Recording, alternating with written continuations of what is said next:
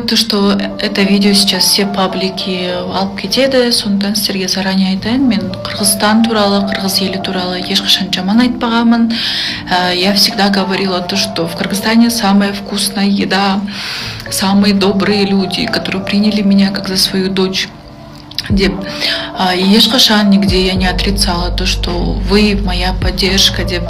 Но не отменяет тот факт, то, что біз аварияға түскен кезде сені қарады ғой деп айтқан адамдарға былай айтайыншы, қараса өзінің Аллахтың алдында таңдаған жарына қарады. Егерде ол кісіге де сондай жағдай болатын болса, мен непременно менде қарайтын едім, себебі ол ең бірінші адамгершіліктің қасиеті.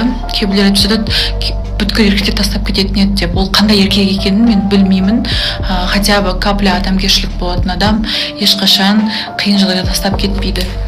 При этом, когда я лежала в постели, это было 1,5 месяца, почти 2 месяца, сол кезде мен ауыртпашылық салғым келмей, өзім жатып кушондарды сатқан болатын, естеріңізде болса, мен сатып хотя бы бір жағынан шығысайын, медицинский счеттарды жабу үшін бір жағынан шығысайын деген сияқты өзімнің ниетімді білдірген болатынмын. Если вы думаете, то, что я постоянно не чувствовала себя виноватой, я постоянно чувствовала себя виноватой, то, что мен аварияға түсіп қалдым деп.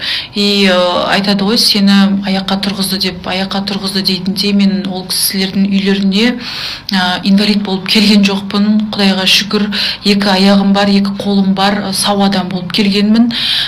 Бірақ қырсыққа қарай енді осындай авария болып қалды. Білмеймін, қандай адам болмасын, жанындағы адам осындай қиын жағдайға түссе, жанынан табылады деп ойлаймын, любой адам. Біздің магазинда өте керемет киімдер бар, курткалар, шубалар, өздеріңізге ұнайтын, барлығы по себестоимости, даже себестоимостьтен төмен. Біз магазинда осы апта жауып жатырмыз. Сондықтан барлықтарыңызды күтеміз. Бум, Потимирязева, сағат таңғы 10-нан кешкі сағат 10-ға дейін келіп біздің магазиндағы заттарды соңғы скидкамен алып кетсеңіздер болады. Я обещала себе не плакать, но